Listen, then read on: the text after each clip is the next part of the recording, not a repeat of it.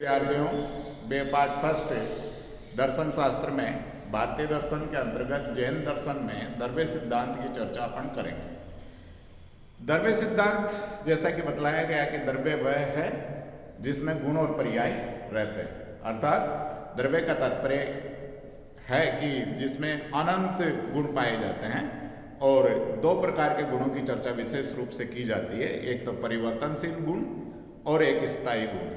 स्थायी जो धर्म है उन्हें हम गुण के रूप में जानते हैं और जो परिवर्तनशील है उन्हें पर्याय के रूप में जानते हैं। द्रव्य का तात्पर्य जैसा कि बतलाया गया था कि द्रव्य से तात्पर्य क्या है कि द्रव्य की जो परिभाषा जैन दर्शन में दी गई है उत्पाद व द्रव्य सत लक्षणम के रूप में दी गई कि जिसमें उत्पत्ति है, जिसमें विनाशशीलता और जिसमें नित्यता पाई जाती है, उसे हम क्या कहते हैं, द्रव्य के नाम से जानते हैं। द्रव्य जो है एक ऐसा तत्व है जिसमें उत्पत्ति भी है, जिसमें विनाश या नाश की संभावना भी, और जो सदैव बना रहने वाला तत्व है उसे हम द्रव्य कहते हैं। जैन दर्शन के अंतर्गत द्रव्य को दो भागों में बांटा गया, प्रमुख रूप से दो भागों में बांटा गया है। एक अस्थिकाय द्रव्य और दूसरा है अनस्थिकाय द्रव्य। अस्थिकाय द्रव्य का तात्पर्य क्या है? जो शरीर की भांति आकाश में या आकाश में जो विद्यमान है, अर्थात जो स्थान घेरता है, जो स्थान में निवास करता है, शरीर की भांति काय की भांति जो अवस्थित है, उसे हम अस्थिकाय द्रव्य कहते हैं। और अनस्थिकाय द्रव्य का तात्पर्य क्या है? जो आकाश में अवस्थित है परंतु काय की भांति नहीं है, जो शरीर की भांति अवस्थित नहीं है, जो विद्यमान नहीं है, उसे हम अनस्थिकाय कहते हैं। अर्थात शरीर की भांति स्थान जो घेरता है वो अस्थिकाय है, जो शरीर की भांति स्थान नहीं घेरता है उसे हम अनस्थिकाय द्रव्य के रूप में जानते हैं। अस्थिकाय जो द्रव्य है उसके विभाजन हम करेंगे जीव के रूप में, अजीव के रूप में। अनस्थिकाय द्रव्य के अंतर्गत एक ही द्रव्य को रखा गया और वो काल है, जिसकी हम चर्चा करेंगे। तो सबसे पहले हम जो चर्चा करेंगे वो अस्थिकाय द्रव्य के रूप में देखेंगे कि अस्थिकाय द्रव्य का तात्पर्य क्या है। अस्थिकाय द्रव्य जो शरीर की भांति जगत में विद्यमान है, अवस्थित है, और अस्थिकाय द्रव्य को दो भागों में बांटा गया है। कौन से भागों में बांटा गया है? जीव और अजीव के रूप में। जीव और अजीव। जीव का तात्पर्य क्या है? जिसमें चेतना पाई जाती है। चैतन्य लक्षणों जीवा, कि जिसका लक्षण ही क्या है? चेतना जो लक्षण पाया जाता है उसे हम जीव के रूप में जानते हैं। और जिसमें चेतना का अभाव पाया जाएगा वो अजीव कहलाता है।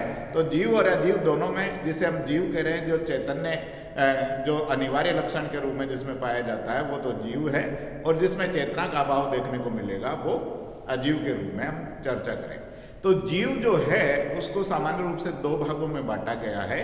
एक मुक्त जीव है और दूसरा बद्ध जीव है।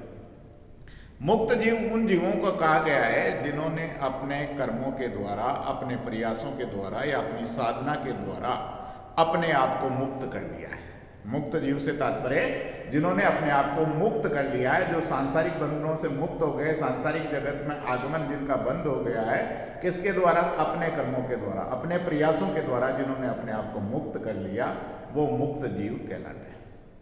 दूसरा जो है बद्ध जीव। बद्ध जीव का तात्पर्य क्या है? बद्ध जीव का तात्पर्य जो सांसारिक जगत में विचरण करते रहते हैं, जो बंधनों से ग्रसित है, उसे हम बद्ध जीव के रूप में जानते हैं। तो दो प्रकार के जीव की बात की गई है। जो सांसारिक अवस्था में है वो बद्ध जीव है, और जिन्होंने अपने आप को मुक्त कर लिया है वो जो है मुक्त जीव कहलाते हैं। बद्ध जीव को दो भागों में बांटा गया है। बद्ध जीव जो है दो भागों में बटे हुए हैं हमारे। जो बद्ध जीव का जो प्रकार है वो है मुक्त जीव और बद्ध जीव। बद्ध जीव को दो भागों में बांटा गया है। एक स्थावर और दूसरा है त्रस। बद्ध जीव जो है दो भागों में बटे हुए हैं। एक स्थावर जीव कहलाता है और दूसरा जो है त्रस जीव है। स्थावर जीव उन जीवों को कहा जाता है जो गतिहीन है, जो क्रिया का जिनमें अभाव पाया जाता है, वो बद्ध जीव जो है स्थावर जीव कहलाते हैं। और जो क्रियाशील है, जो गतिशील है, वो जो हमारे क्या है बद्ध, वो जो आपके त्रस जीव कहलाएंगे। तो एकेंद्रिय जीव, एक जिनमें त्वचा ही पाई जाती है, जिनमें केवल एक ही इंद्रिय पाई जाती है, जो ऐसे जीव जो एकेंद्रिय जीव है, जो चाहे वो अग्नि में, वायु में या वनस्पति में निवास करते हैं, ऐसे जीवों को हम जो है एकेंद्रीय जीवों को हम क्या कह रहे हैं, स्थावर कहते हैं। जो गतिहीन है, जो एक स्थान पर निवास कर रहे हैं, ऐसे गतिहीन जीवों को हम क्या कह रहे हैं, स्थावर जीव के रूप में जानते हैं, जो जिसमें केवल त्वचा ही पाई जाती है, अर्थात जिसमें केवल स्पर्श का ज्ञान होता है। वो एकेंद्रीय जीव जो है, जो स्थिति है, जल है, वायु है, अग्नि है, इनमें जो निवास करते हैं, वनस्पति में वास करते हैं, इनमें केवल जो है स्पर्श का ही ज्ञान होता है, इसलिए इनका ज्ञान अत्यंत ही सीमित होता है तथा अस्पष्ट होता है। ये गतिहीन जीव जो है वो स्थावर जीव कहलाते हैं। इसके विपरीत जो है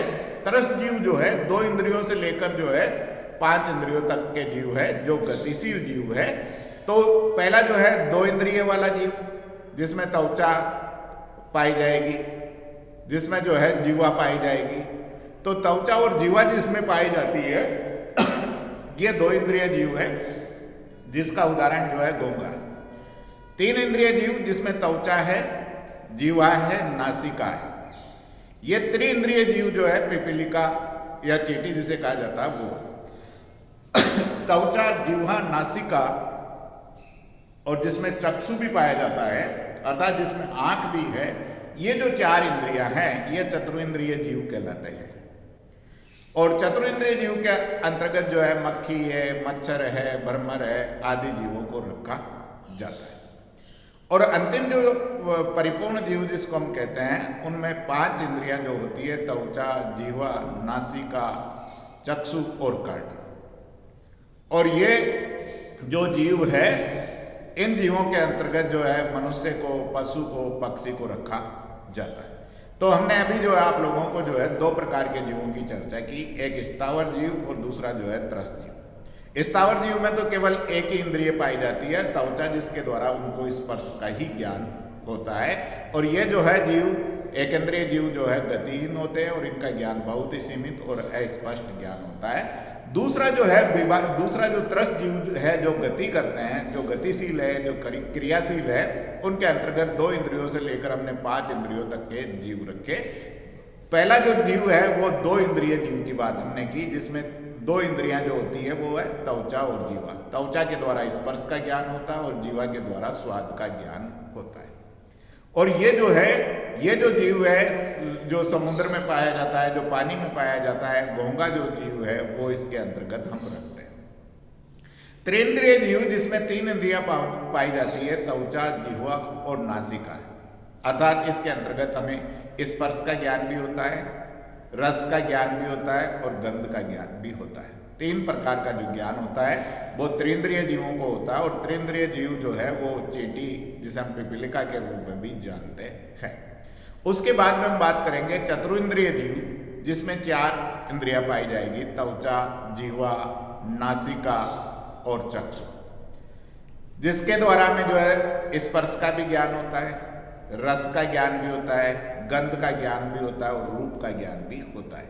ये जो 4 इंद्रियों वाले जीव है वो मक्खी है, मच्छर है और भ्रमर है। ये जो 4 इंद्रिय के जीव है।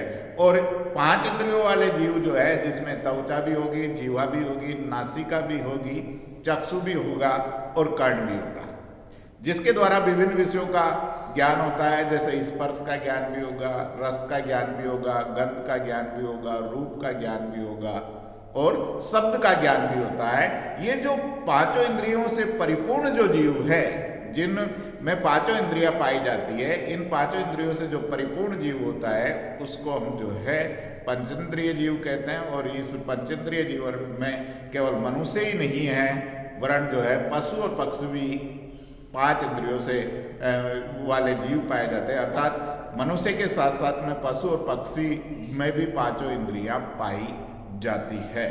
तो ऐसी स्थिति में ये जो है परिपूर्ण जीव है, जिसमें चेतना पाई जाती है और ये 5 इंद्रियों का ज्ञान इनको होता है। तो जो जीव है, जिसके संदर्भ में हम चर्चा कर रहे हैं कि जीव को हमने जो है 2 भागों में बांट कर देखा है, बद्ध जीव के रूप में और मुक्त जीव के रूप में। और बद्ध जीव की हम चर्चा कर रहे हैं कि बद्ध जीव जो सांसारिक जगत में विचरण करता है वो 1 से लेकर 5 इंद्रियों तक वाले जीव होते हैं, जिन्हें हम 2 भागों में बांट कर देख रहे थे, स्थावर जीव के रूप में और त्रस्त जीव के रूप में।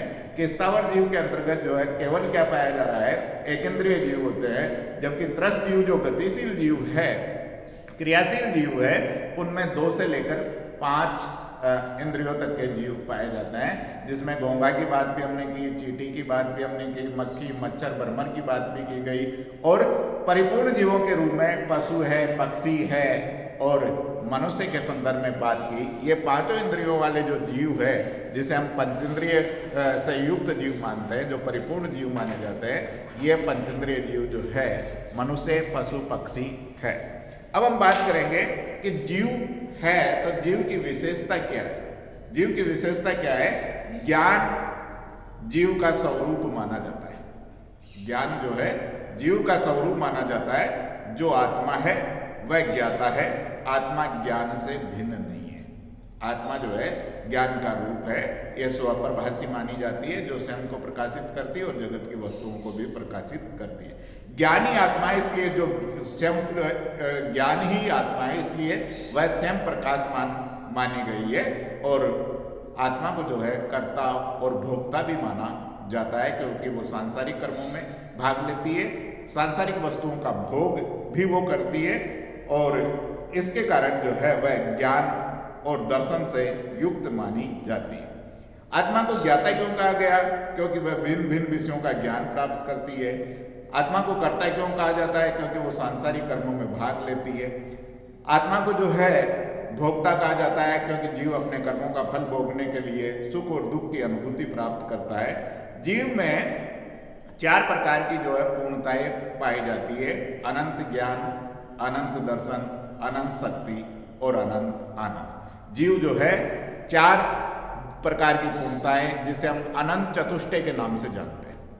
जीव में 4 प्रकार की जो पूर्णताएं पाई जाती है: अनंत ज्ञान है, अनंत दर्शन है, अनंत शक्ति है, अनंत आनंद है। ये 4 प्रकार की पूर्णताओं से परिपूर्ण जो है जीव होता है। तो यहाँ हम जो है जीव के संदर्भ में प्रारंभिक रूप में जीव की बात कर रहे थे कि जीव हम किसको कहते हैं और जीव जो है किस प्रकार से विभाजित किया जाता है, उसके संदर्भ में हमने जीव के बारे में चर्चा की है। आगे जो है दूसरा जो उसका पार्ट होगा वो अजीव जो है उसके बारे में बात करेंगे। तो यहाँ पर सबसे पहले हम जो है जैन दर्शन का जो द्रव्य सिद्धांत है उसके अंतर्गत अस्तिकाय द्रव्य के अंतर्गत जो है जो जीव विचार है, जीव क्या होता है, चेतना से युक्त जो जीव है उसके बारे में, कि उसका हम विभाजन कैसे कर सकते हैं उसके बारे में आप लोगों को बताया गया कि जीव जो है 2 प्रकार से होगा, मुक्त जीव और बद्ध जीव। और बद्ध जीव के हमने विभाजन किए थे स्थावर और त्रस्त जीवों के रूप में, और उसका विभाजन हमने 1 से लेकर 5 इंद्रियों तक किस प्रकार से किया गया उसके बारे में बताया गया है। नेक्स्ट में हम जो है अजीव के बारे में चर्चा करेंगे। धन्यवाद।